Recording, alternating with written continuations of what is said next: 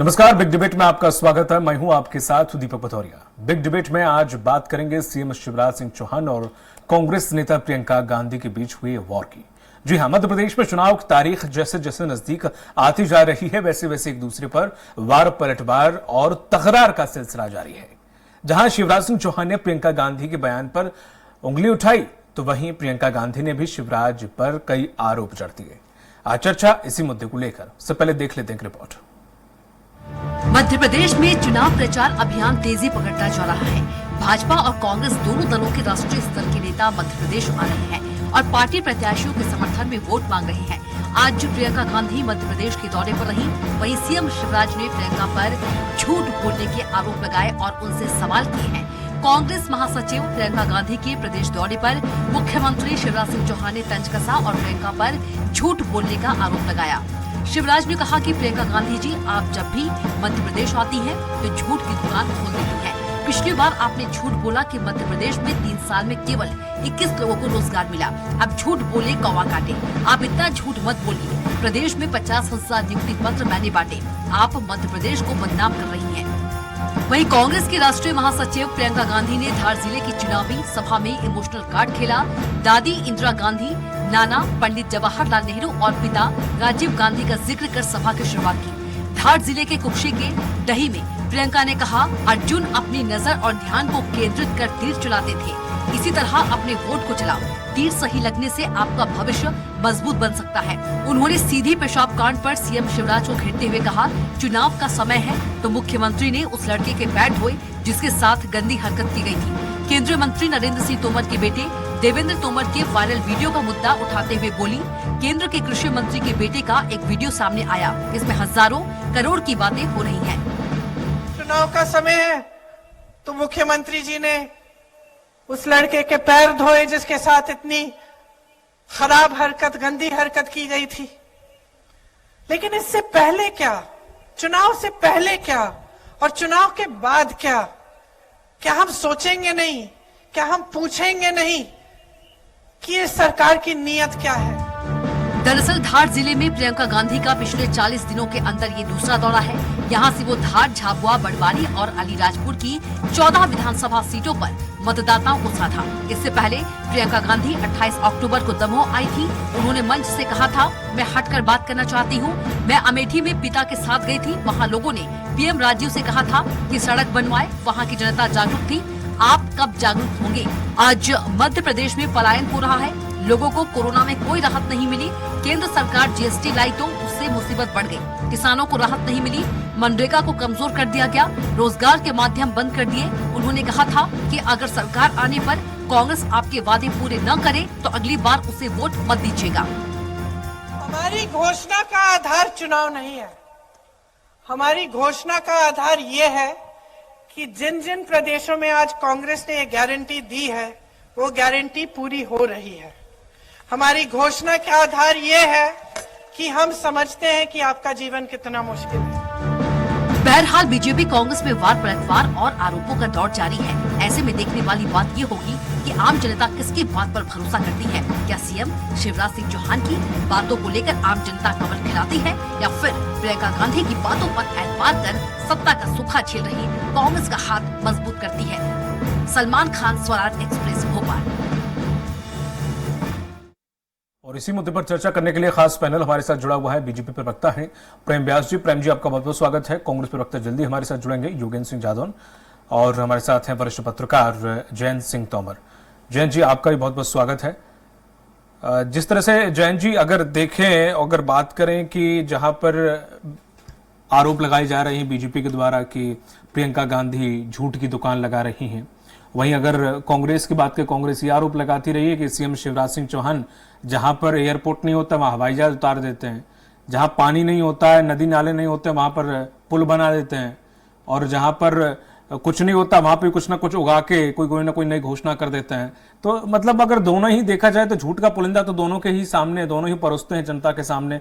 फिर ये आरोप प्रत्यारोप का दौर, हालांकि चुनाव है, ठीक है, लाजमी है, लेकिन आखिर कौन कितना सत्य, कौन कितना झूठ?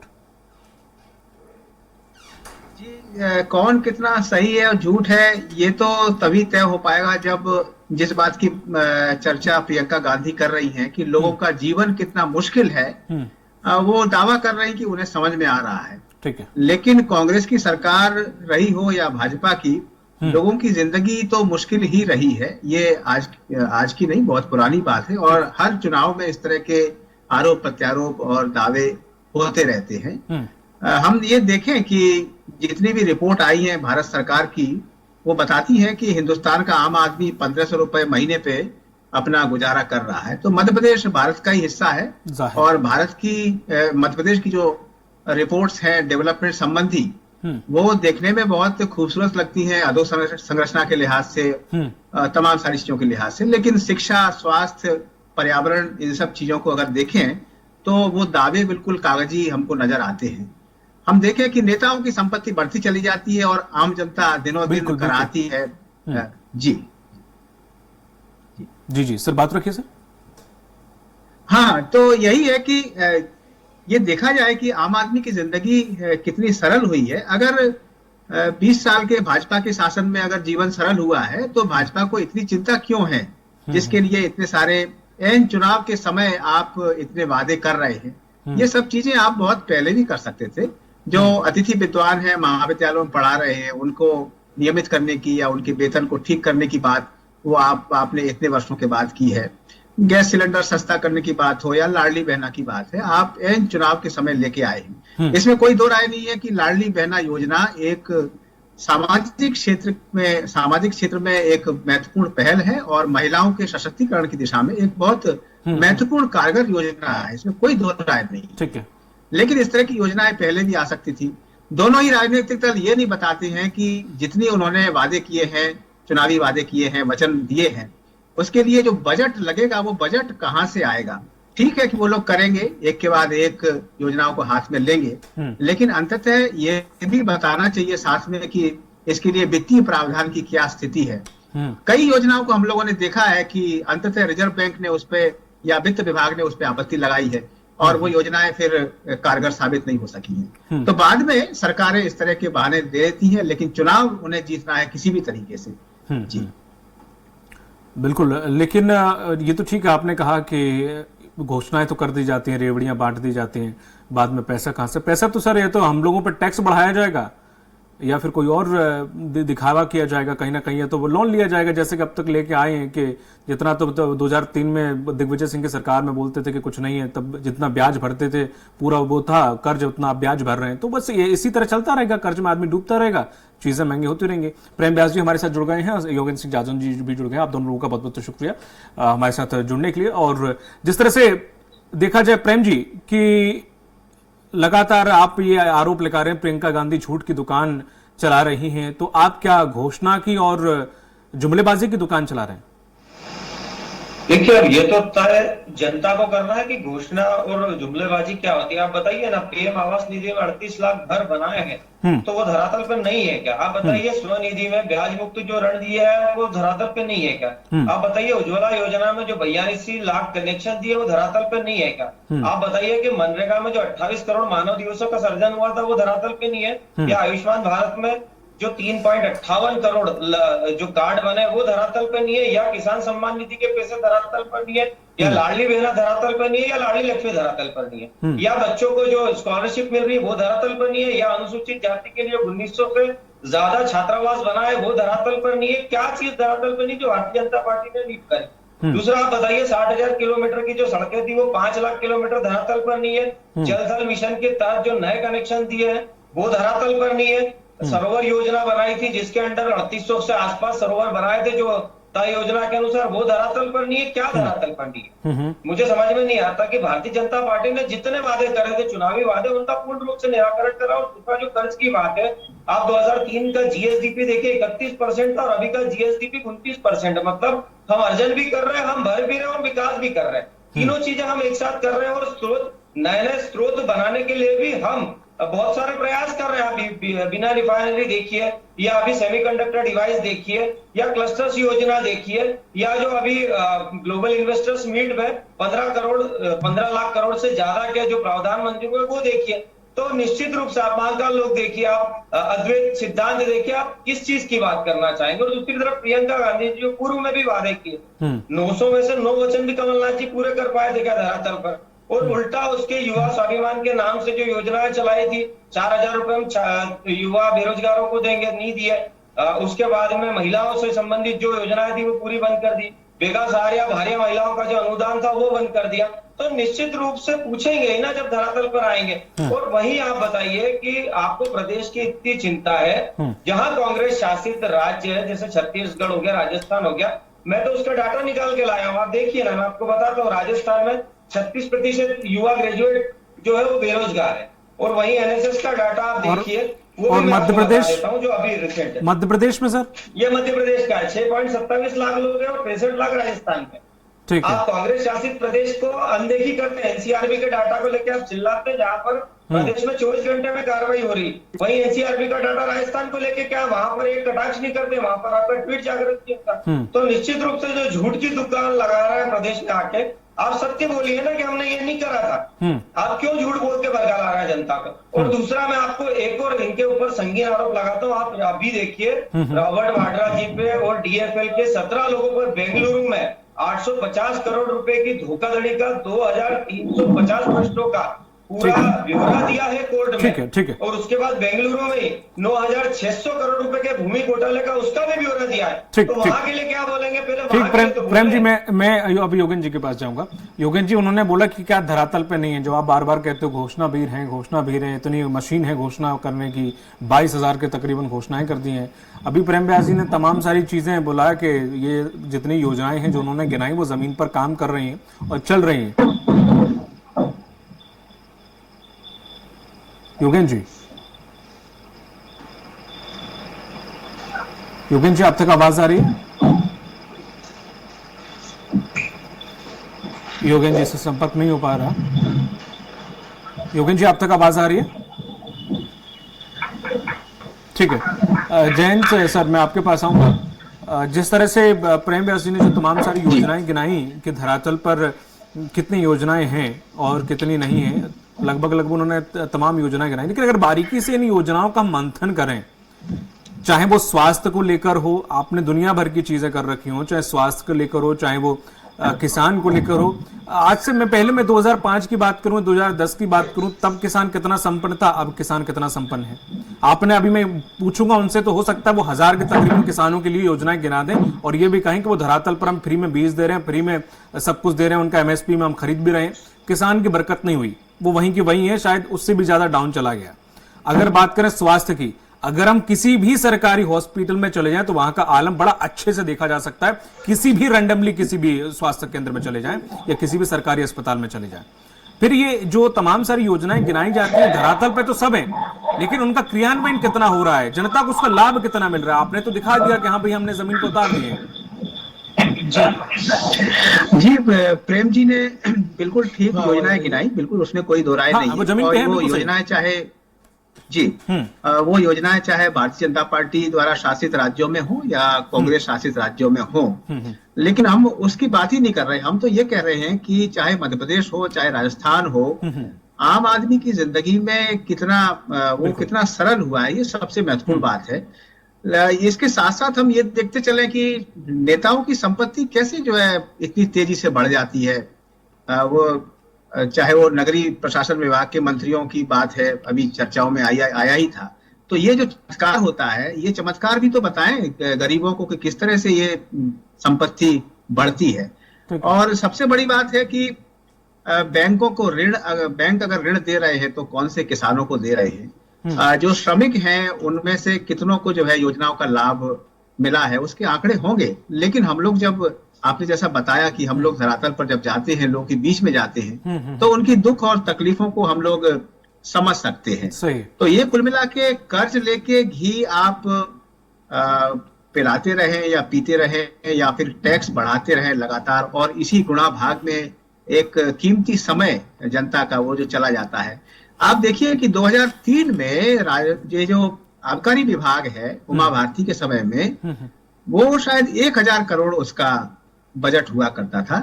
आज मेरी जानकारी में 13,000 करोड़ का उसका लक्ष्य है। तो आप किस चीज का लक्ष्य बढ़ा रहे हैं? शराब का आप लक्ष्य बढ़ा रहे हैं। और इस तरह से ये तो आप वो जो ऑक्सफैम का जो रिपोर्ट आई थी, ऑक्सफैम की रिपोर्ट ने साफ साफ बताया, मध्य प्रदेश के संदर्भ में ही नहीं, पूरे भारत के संदर्भ में उसने बताया कि मुट्ठी भर लोगों के हाथ में एक बड़ी संपदा, 40-50% देश की संपदा मुट्ठी भर लोगों के हाथ में है। और देश के 40% जो सबसे गरीब लोग हैं, सबसे अंतिम पंक्ति के लोग हैं, उनके हाथ में 3 या 5% संपदा है। तो ये जो असमानता है, और जिस तरह से आपने, मध्य प्रदेश तो सबसे ज्यादा हरा भरा राज्य हुआ करता था, छत्तीसगढ़ अलग हो गया इसके बावजूद, तो जंगलों की क्या स्थिति है? आपने वक्सबहा के जंगलों को किसी तरह से जो है, तोमर जी मैं आपके पास आऊंगा, योगेन जी तक आवाज पहुंच रही है तो मैं एक बार उनके पास जाऊंगा, उन्हें समय नहीं मिला। योगेन जी, जिस तरह से वो कह रहे हैं सीएम शिवराज सिंह चौहान की जो आपकी दुकान है, तो वो सिर्फ घोषणाओं की दुकान है और कुछ नहीं है, झूठ की दुकान है। सिर्फ आती हैं प्रियंका गांधी, झूठ बोलकर चली जाती हैं तमाम सारे, और आज तो धार में उन्होंने वो नाना नानी दादा दादी वाला भी कार्ड खेला, इमोशनल कार्ड, जिससे उसका कोई लेना देना नहीं था। लगातार बीजेपी इस तरह का आरोप लगा रही है। देखिए दीपक जी, शिवराज सिंह जी को पूरे देश के अंदर घोषणावीर के रूप में पहचाना जाता है। यह बात अलग है कि वे स्वयं को स्वयंभू मामा के रूप में परिभाषित करने का प्रयास मध्य प्रदेश की जनता के बीच में करते हैं, लेकिन पूरा देश जानता है कि किस तरह से हेलीकॉप्टर में, आपने भी देखा होगा, हेलीकॉप्टर में खेती को कंधे पे लेकर उतरने वाले मुख्यमंत्री जी चुनाव में किस तरह से सक्रिय हो जाते हैं। अभी हमारे तो ऐसे तो फिर प्रवक्ता भाई बता रहे हैं। नहीं तो सर, ऐसे तो फिर राहुल गांधी भी चुनाव के समय मंदिर जाते हैं, तो फिर ऐसे गिनाओगे तो सर बहुत सारे आ जाएंगे सर।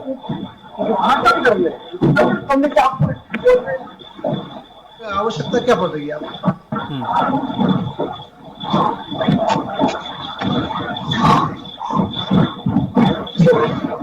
जी सर, आवाज नहीं आ रही सर।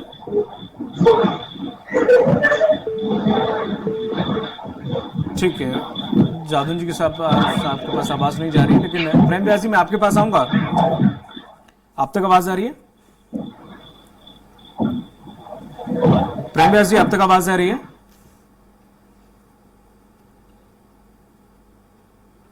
योगेन जादू जी आपके पास आप तक आवाज आ रही है? चलिए, दोनों नेताओं के पास आवाज अभी फिलहाल नहीं जा रही, टेक्निकल इशू है। मैं वरिष्ठ पत्रकार के पास पहुंच रहा हूं। सर, तोमर जी, जिस तरह से आपने कहा कि नेताओं की संपत्ति बड़ी अपने आम बोलचाल में बड़ा भाषा है कि एक बार विधायक बन गए तो एक पीढ़ी की जिंदगी संवर गई, और दूसरी बार बन गए तो दूसरी पीढ़ी की भी संवर गई।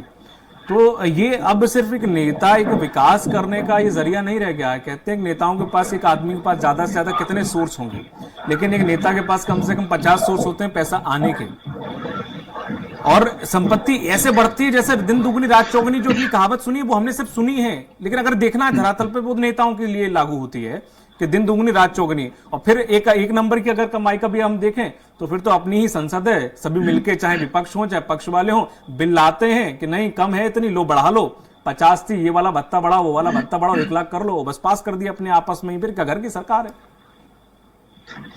जी, इस देश में और मध्य प्रदेश में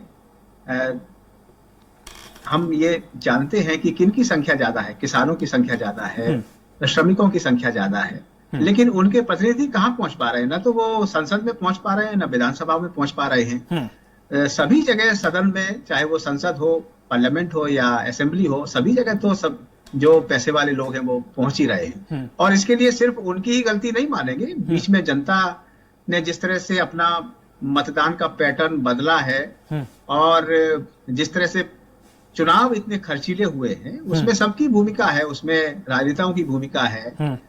चुनाव आयोग को भी देखना चाहिए कि कैसे न्यूनतम साधनों में चुनाव लड़े जा सकते हैं, इसकी व्यवस्था करना चाहिए। और आप देखिए कि इलेक्टोरल बॉन्ड पर तो सुप्रीम कोर्ट भी कह रहा है कि ये ऐसा विषय है जिसको सार्वजनिक नहीं किया जा सकता।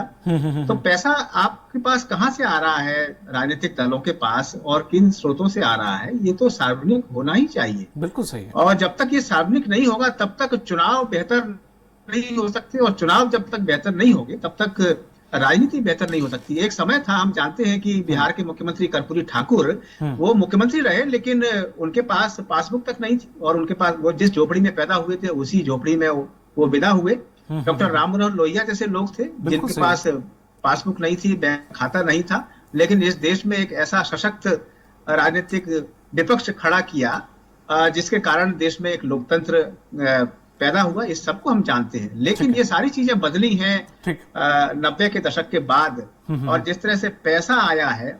और अब मैं ये मानता हूं कि चुनाव जीतने के तत्काल बाद कोई भी विधायक हो, कोई भी सांसद हो, उसे इस बात की चिंता होती है कि अब अगला चुनाव कैसे जीता जाए, और उसकी तिकड़ा में वो लग जाते हैं। आप कितने भी मोबाइल नंबर जारी कर दें मंत्रियों के, लेकिन दूसरे तीसरे दिन से वो मोबाइल उठना बंद हो जाता है। कौन से मंत्री हैं, कौन से विधायक हैं जिनके पास कोई पढ़े लिखे ठीक ठाक तोमर जी, मैं अभी आपके पास आया, एक बार फिर से कनेक्ट हो गए हैं दोनों नेता। प्रेम व्यास जी, आवाज आ रही है अब तक? प्रेम व्यास जी, आप सुन पा रहे हैं? हाँ जी, मुझे आ रही है आपकी आवाज। जी सर, जिस तरह से अभी जो मुद्दा उठा, प्रियंका गांधी ने भी जिसे हवा दी, और मध्य प्रदेश में भी काफी ज्वलंत मुद्दा है कृषि मंत्री नरेंद्र सिंह तोमर के सुपुत्र का जो एक वीडियो वायरल हो रहा है। हम हालांकि इस वीडियो की न तो हम खंडन करते हैं कि हमें इससे कोई लेना देना भी नहीं है, और हम इसकी पुष्टि भी नहीं करते हैं, लेकिन जो प्रियंका गांधी ने जो मुद्दा उठाया, उसके बाद पूरे मध्य प्रदेश में इसकी हवा है इस वीडियो की। ऐसे में ये वीडियो कितना सत्य और कितना गलत, और ऐसे में ये रिलीज होना कितना नुकसानदायक है? देखिए, तो चुनाव के समय पर कांग्रेस झूठ प्रदर्शित करती है। आप देखिए ना, उसमें थाने में रिपोर्ट भी हुई, एफआईआर भी हो गई उस वीडियो के खिलाफ, तुरंत कार्रवाई हुई है। वो उसकी आवाज नकली करके जो वीडियो निर्मित किया था, उस पर तुरंत कार्रवाई हुई है, और अतिशीघ्र दूध का दूध और पानी का पानी हो जाएगा। अभी तो कांग्रेस की आप पुरानी आदत आप देखिए ना, दिग्विजय सिंह साहब ट्वीट कर देते हैं पाकिस्तान की मस्जिद को लेकर खरगोन के विवाद में, उसके बाद में वो जैन मंदिर को लेकर ट्वीट कर देते हैं कि जैन मंदिर में हिंदुओं ने कब्जा करा। मतलब इस तरीके की तो राजनीति ये लोग पूर्व से करते आ रहे हैं, और निश्चित रूप से जैसे जैसे चुनाव आएंगे, इनका जो झूठ है वो जनता समझ चुकी है, जनता अब इनके झूठ में आने वाली नहीं है। वहीं आप देखिए, भारतीय जनता पार्टी पूर्णता के साथ राजस्थल पर आकर अपना चुनाव प्रचार भी कर रही है, सब कुछ कर रही है। वहीं इनके बड़े नेता नाराज है, दिग्विजय सिंह साहब नाराज चल रहे हैं, कमलनाथ जी सिर्फ अपने क्षेत्र में बन के रह गए, जहाँ से उनका विरोध हो रहा है छुटका भी, उनके जो दो चीफे सलाह रहे वो उनको छोड़कर चले गए। तो ये जो हार की कुंठा और अपनों का छोड़ने का जो गम है, ये इसके नेगेटिव प्रचार को भारतीय जनता पार्टी के लिए माध्यम बना रही। वही भारतीय जनता पार्टी का कार्यकर्ता और जनता कहीं भी छूटेगा नहीं। ठीक है योगेन जी, जिस तरह से आप इस मुद्दे को लेकर प्रेस कर रहे हैं, लगातार प्रेस कॉन्फ्रेंस कर रहे हैं, बड़े बड़े मंचों से ये मुद्दा उठा रहे हैं, नरेंद्र सिंह तोमर के सुपुत्र का, देवेंद्र सिंह तोमर का, कि ये वीडियो खनन माफियाओं से लेन देन की बात कर रहे हैं, मल्टीपल अकाउंट्स की बात कर रहे हैं, तो बीजेपी तो इस पर साफ साफ इनकार भी कर रही है, बोले एफआईआर भी होगी, दूध का दूध पानी के पानी, ये सब कांग्रेस के करामात है। योगेंद्र जी, जी आप तक आवाज आ रही है? आवाज आ रही है। जिस तरह से कृषि मंत्री के पुत्र का जो वीडियो वायरल हुआ है, उस पर बीजेपी साफ कह रही है कि सिर्फ कांग्रेस चुनावी राजनीति के तहत ये किया जा रहा है, बाकी कोई भी इसमें सच्चाई नहीं है।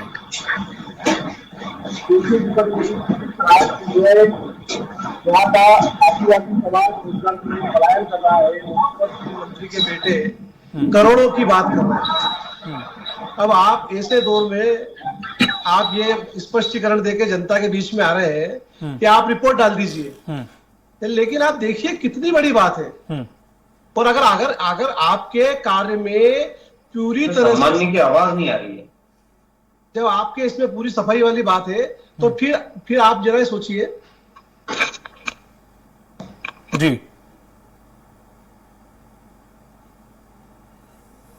जी योगेन जी, ठीक है योगेन जी, आप तक आवाज आ रही है?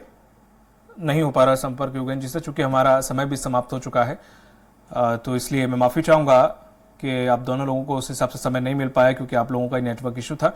चलिए, बहुत बहुत शुक्रिया जैन सर आपका भी, योगेन जी आपका भी, और प्रेम व्यास जी आपका भी इस परिचर्चा में शामिल होने के लिए। लेकिन जिस तरह से देखा जाए, अभी हाल ही में चूंकि चुनाव का समय नजदीक होता है, तो ऐसे कई वीडियो सामने आते भी हैं, क्या सच्चाई है क्या नहीं, हालांकि जांच का विषय है। लेकिन जाहिर है कि प्रियंका गांधी या कांग्रेस इस मुद्दे को भुनाने की कोशिश करेगी, लेकिन एक दूसरे पर आरोप, चाहे प्रियंका गांधी हो चाहे शिवराज सिंह चौहान है, एक दूसरे का आरोप लगाना लाजमी है। चुनाव का समय है, अब ये देखने वाली बात यह होगी कि जनता वाकई किस पर यकीन करती है और किस पर नहीं। मुझे दीजिए इजाजत, नमस्कार।